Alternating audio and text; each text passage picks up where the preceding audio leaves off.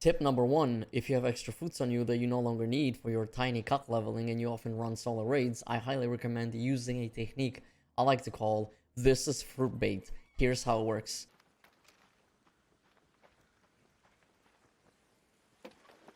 Hey. Hello? Hey, dude, do you need My lemons? God, nearly choked. Huh? Do you need lemons or olives? I have plenty. Here, I need some olives. there you go. Do you Thanks, need, bud. do you need apricots? Oh, sure. Yeah, I don't need them, man. You take them. There you go, buddy. Hey, thanks, bud. Yep.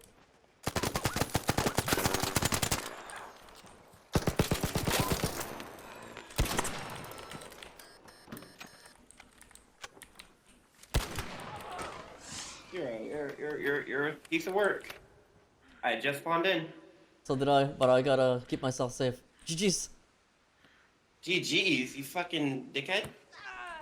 Tip number two, if you successfully extract using a free loadout augment, or if you happen to loot someone else's free loadout augment, you can actually head over to the traders menu and talk to Lance. From there, you can trade it in for a far better augment of green quality instead, such as combat MK1, looting MK1, or tactical MK1. You can also buy those with the coin's currency. But why waste your money when you can just trade in your basic free loadout augment for something better? A lot of players don't realize this, so make sure you always take advantage of it. Tip number 3, for those who don't know, a snitch is an ARC unit that calls in reinforcements the moment it spots a human out in the battlefield.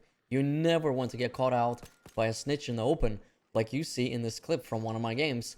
That's a massive mistake and a big no-no, especially if you do not have strong enough weapons to take it down before it sends the signal. This right here is what happens when a dumbass like me tries to breach and search a probe in an open field with a snitch nearby. So please don't be an old, senile boomer dum-dum like me. Tip number 4, if you're looking to find a ton of plants, whether it's for one of your trials or just to stock up on assorted seeds, head over to the Buried City map and make your way to the Galleria building. It's not a marked location on the map like most major loot areas, so you'll need to zoom in, look for its name, and set a waypoint when you spawn in. Once you get there, you'll find a ton of plants scattered across multiple floors. It's basically a gold mine for gathering plants. Tip number 5, if you need to cover a long distance from one location to another, make sure to stow your weapon right away before you start sprinting. Never run with your weapon in hand because it actually makes you slower. And on top of that, you'll burn through your stamina much faster. Always keep this in mind, especially if you're trying to disengage from a bad fight or move quickly from one piece of cover to another. The last thing you want is to run out of stamina mid-sprint and get greeted by an ARC or a hostile raider just because you mismanaged your stamina. Tip number 6, in Buried City, there's a broken highway bridge located next to the town hall. Make sure to use it to your advantage if you're looking for easy targets on the rooftops across from you, especially if you're using a Pharaoh or another hard-hitting mid to long range weapon like the Anvil or the Sniper Osprey. Also remember to use the nearby cars as cover if enemy raiders happen to spot you while you're taking shots from up there. Tip number 7, it's possible to get duplicate blueprints whether you've already learned them or not. So whenever that happens, make sure to sell them and make yourself some easy money for basically doing nothing. Tip number 8, to easily take down wasps, focus your shots on one of the 4 thrusters sticking out from their front and back. A Pharaoh can one-shot a thruster, and usually destroying just 2 of them is enough to make the wasp crash and burn. The Hornet, on the other hand, has 2 frontal plates that protect its front thrusters, so instead, aim for the ones on the back since those are exposed and much easier to destroy. Tip number 9, when you get the quest called Lance Tea Party, make sure you haven't sold any rubber ducks or faded photograph trinkets. You'll need 2 rubber ducks and 2 faded photographs to complete that quest, so hang on to them until you receive it. Tip number 10, early on, make sure to find at least 3 toasters. You'll need all 3 for your very first refinery workshop upgrade. They're most commonly found in residential loot areas, so open your map and look for locations that are marked as residential to increase your chances of finding them. Tip number 11, at the beginning of the game, you will only have 64 inventory slots in your stash. Thankfully, as you raid and sell your loot, you can start upgrading that stash space over time. The stash upgrades can go all the way up to 280 slots once you hit the maximum level, and it will cost a total of 575,000 coins from start to finish to fully upgrade everything. So at the start of your raiding journey, I honestly recommend running free loadouts, selling trinkets and items you do not need, and prioritizing your stash upgrades as early as possible. Doing this will make your life a lot easier moving forward and give you much more breathing room as you start accumulating higher level tiers of gear and materials. Try to avoid spending money on ammo, weapons, or supplies in the early game. Earning 575,000 coins really is not that difficult if you are efficient with looting and focus on extracting quickly rather than picking unnecessary fights with other raiders. However, if you are confident in your skills, you can equip a green or blue version of the looting MK1 augment. This will give you extra inventory space during raids, more safe pocket slots, and additional quick slots. With that setup, you will be able to loot far more efficiently and make more money in a shorter amount of time as long as you stay focused on surviving, avoiding combat when possible, and extracting safely. Tip number 12, if you are using a Rattler or any other medium ammo weapon and you are running low on ammunition, go hunt down a Hornet. The Hornet is an arc drone that has 2 frontal protective plates. Once you destroy it, make sure to loot the body because it will always drop medium ammo with a 100% guaranteed chance. If you need light ammo instead for your cattle or any other light ammo weapon, go after Wasps. They will give you a guaranteed light ammo drop every time you take them down. Tip number 13, in the buried city, the extraction points are located in the subways. Down at the train stop, you can find small gaps between the wall and the advertising stands. Be careful, because players often camp in these spots waiting to kill anyone trying to extract. They might look like good hiding places, but in reality they are traps. If you hide there yourself and get spotted, you will instantly be dead, since you cannot move left or right, and there's no way for anyone to miss their shots. It is basically like being a fish in a barrel.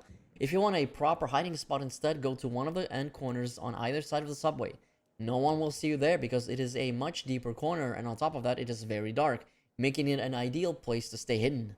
Tip number 14, for this week's trial you are required to deal as much damage as possible to grounded arc enemies.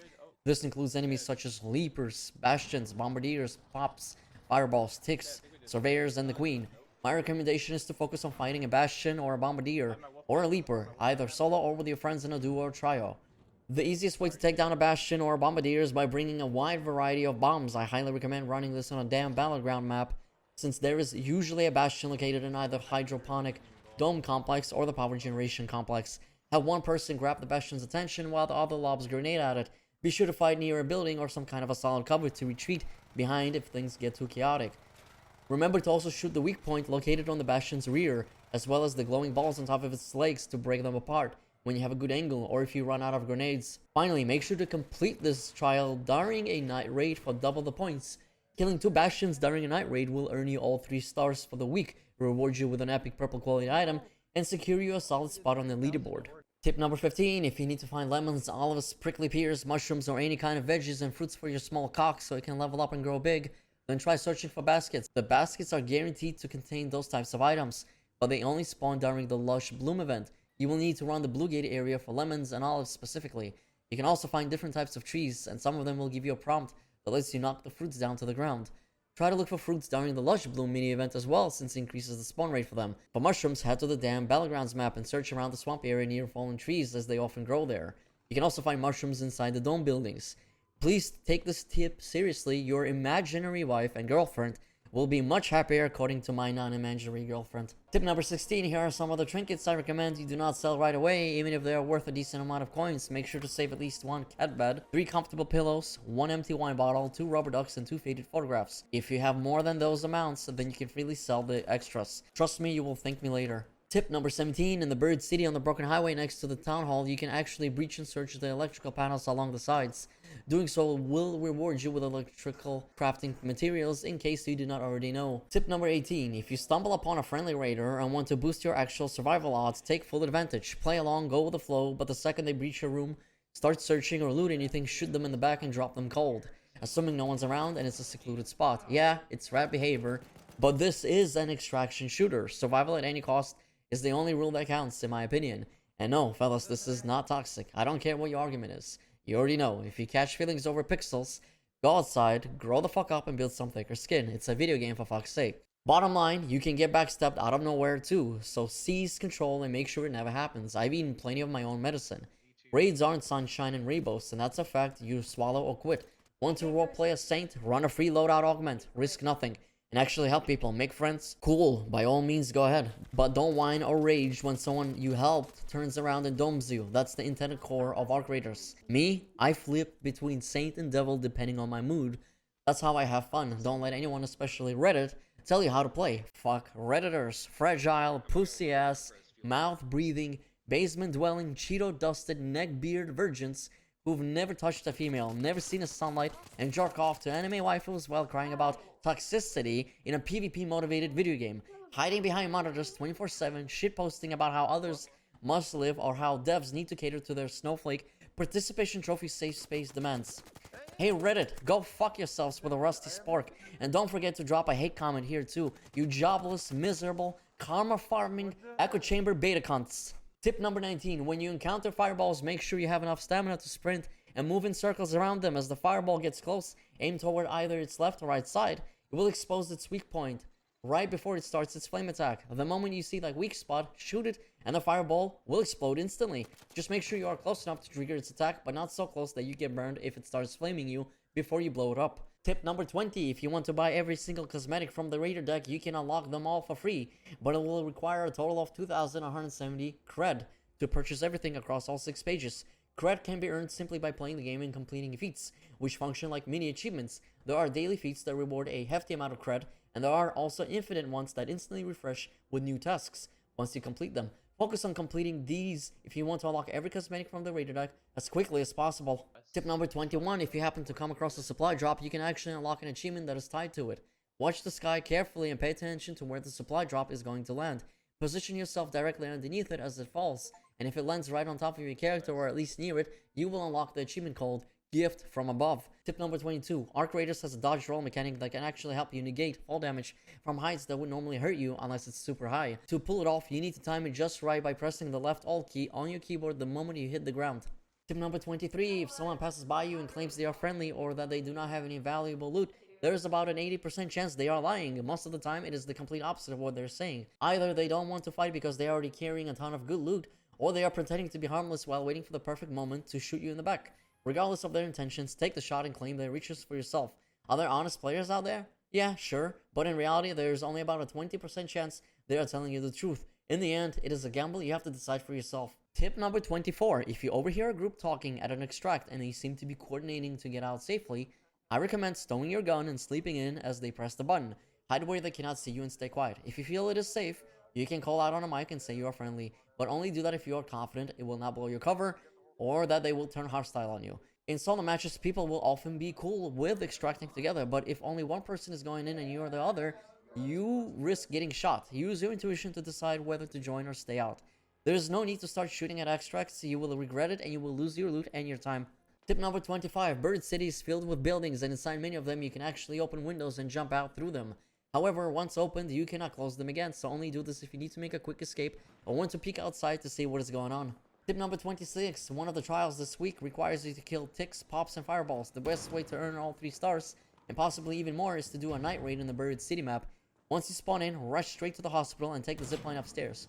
You should find quite a few pops to take out there, and you can use a light ammo weapon for quick and easy destruction. After that, head to the parking lot to find a few more targets. Finally, make your way to the subway near the extraction point, where you can often find additional pops on the ground, assuming other players have not cleared them out already. Doing this trial during a night raid gives you double the points, making it much easier to score high and climb the leaderboard. Tip number 27, once you reach level 20, you will unlock the projects menu where you can start preparing your raider for an expedition by building a caravan. This process is divided into 6 stages. I will not be covering all of them in this tips video since the game has just launched, but for the first stage, make sure to collect 150 metal parts, 200 rubber parts, 80 arc alloys, and 15 steel springs.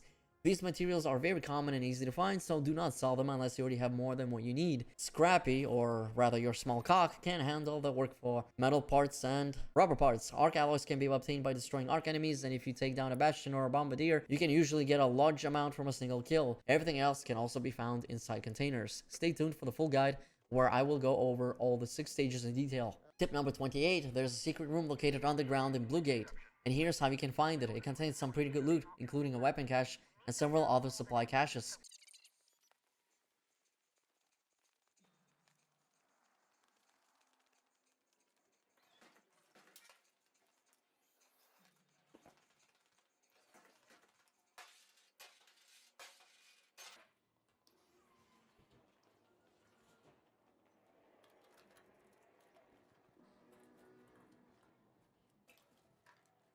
But most importantly, it has 2 security breach containers. So if you are spec'd into opening those up, then you are not World of Riches.